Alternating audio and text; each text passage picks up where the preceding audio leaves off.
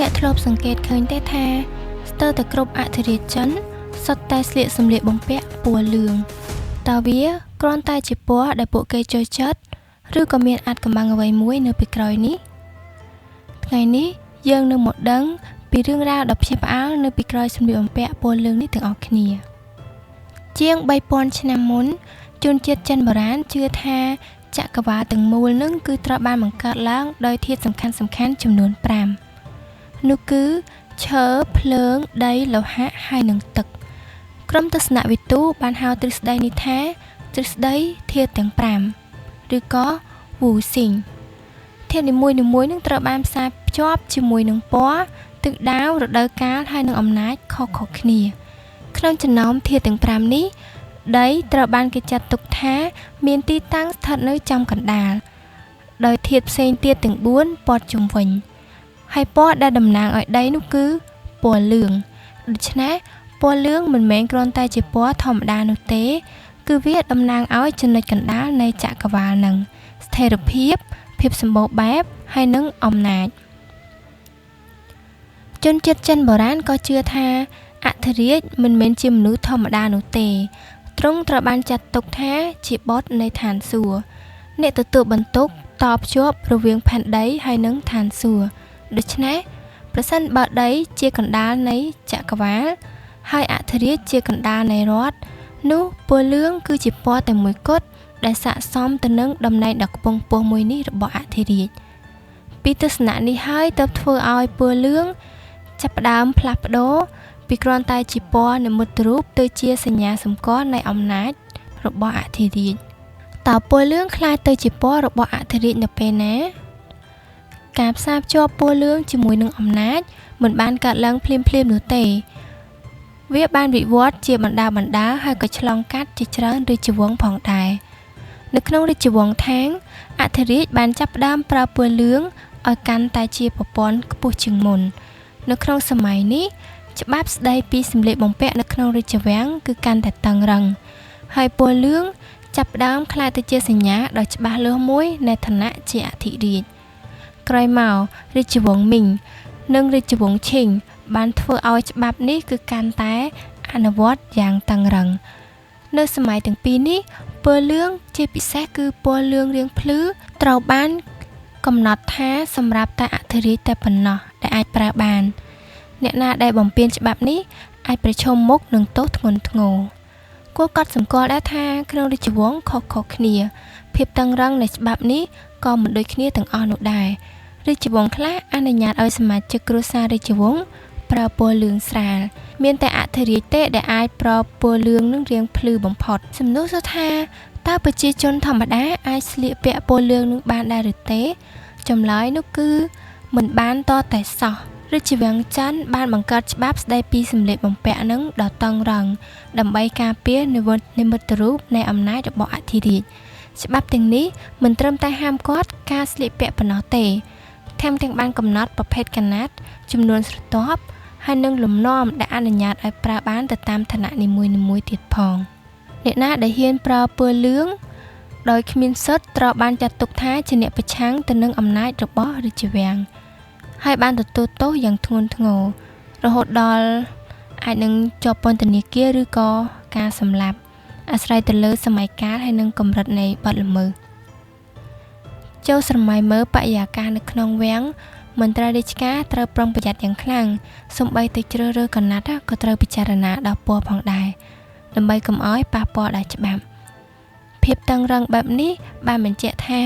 សម្លៀកបំពាក់មិនមែនគ្រាន់តែជារបស់ប្រើធម្មតានោះទេប៉ុន្តែវាគឺជាឧបករណ៍នយោបាយមួយប្រភេទផងដែរក្នុងចំណោមសម្លៀកបំពាក់ទាំងអស់របស់អធិរាជគេចាំបានច្រើនជាងគេនោះគឺអាវពណ៌លឿងអាវនេះមានលក្ខណៈពិសេសគឺមានរូបចម្លាក់នាគ5កញ្ញាំប៉ាក់ចាញ់មកយ៉ាងស្រស់ស្អាតនាគនៅក្នុងវប្បធម៌ចិនមិនមែនជាសត្វសាហាវដូចក្នុងគំនិតរបស់លោកខាងលិចនោះទេវាជានិមិត្តរូបនៃថាមពលភាពឧត្តមឧត្តមហើយនិងអំណាចនៅលើមេឃហើយនិងទឹកនាគ5កញ្ញាំជាពិសេសត្រូវបានកំណត់ថាសម្រាប់តែអធិរាជតែប៉ុណ្ណោះខណៈដែលរាជវង្សានុវង្សផ្សេងទៀតបានប្រើនាគ4កញ្ញាំដើម្បីបង្ហាញពីលំដាប់ឋានៈនៅក្នុងរាជវង្ស ក្រៅពីអ្នកនេះអាវនេះក៏មានលំនាំផ្សេងទៀតដូចជាពពកភ្នំរលកសមុទ្រហើយនិងវត្ថុមង្គលជាច្រើនពពកតំណាងឲ្យឋានសួគ៌ភ្នំតំណាងឲ្យស្ថិរភាពនៃទឹកដីរីឯរលកសមុទ្រតំណាងឲ្យអំណាចគ្របដណ្ដប់ទៅលើផែនដីទាំងមូលរហូតដល់ចុងបំផុតនៃមហាសមុទ្រគ្រប់លម្អិតតូចៗនៅក្នុងអាវហ្នឹងគឺសុទ្ធតែមានអត្ថន័យមិនមែនគ្រាន់តែជាការតុបតែងឲ្យស្រស់ស្អាតនោះទេសម្រាប់មនុស្សសប្តាហ៍ថ្ងៃនេះអាចគិតថាអាវលឿងនេះគ្រាន់តែជានិមិត្តរូបនៃភាពសម្បូរបែបប៉ុន្តែភាពពិតមិនត្រូវទាំងស្រុងនោះទេសម្រាប់អធិរាជជនសម្លៀកបំពាក់នេះគឺតំណាងឲ្យទំនួលខុសត្រូវច្រើនទៅជាងភាពប៉និតការស្លៀកពាក់ឈុតបែបនេះគឺជាការរំលឹកជានិច្ចថាអធិរាជមានតួនាទីគ្រប់គ្រងទឹកដីទាំងមូលថែរក្សាប្រជាជនហើយនិងរក្សាតុល្យភាពរវាងមេឃហើយនិងផែនដីប៉ះសិនបើអធិរាជគ្រប់គ្រងមិនល្អជនជាតិចិនបុរាណជឿថាព្រះជាម្ចាស់អាចដកហូតអំណាចពីទ្រង់ដែលនាំឲ្យរាជវង្សនោះដួលរលំដូច្នេះសម្លៀកបំពាក់នេះមិនត្រឹមតែជានិមិត្តរូបនៃអំណាចនោះទេវាថែមទាំងជាភស្តុតាងនៃភាពស្របច្បាប់នៅក្នុងការគ្រប់គ្រងថែមទៀតផងរឿងភាគច្រើនជាច្រើនតែងបង្ហាញអំពីសម្លៀកបំពាក់របស់អធិរាជមានពណ៌លឿងគ្រប់ពេលប៉ុន្តែការពិតមិនដូច្នោះទេតាមកំណត់ត្រាប្រវត្តិសាស្ត្រអធិរាជមានសម្លៀកបំពាក់ជាច្រើនប្រភេទសម្រាប់ឱកាសផ្សេងៗគ្នាដូចជាពិធីបុណ្យសាសនាកិច្ចប្រជុំរាជការឬក៏បេសកកម្មឬក៏សកម្មភាពប្រចាំថ្ងៃពណ៌លឿងភ្លឺបំផុតជាធម្មតាត្រូវបានប្រើនៅក្នុង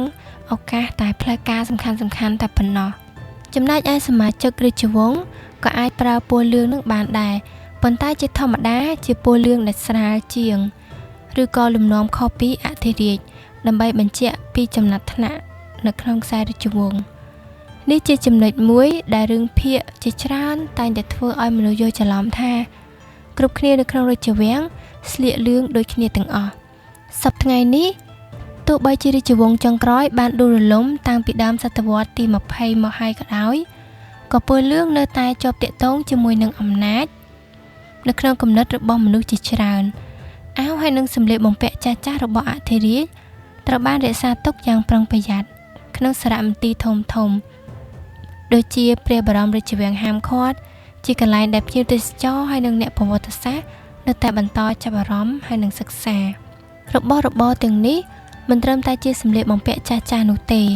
វាថែមទាំងជាកញ្ចក់ឆ្លុះបញ្ចាំងពីវិធីដែលមនុស្សជំនាន់មុន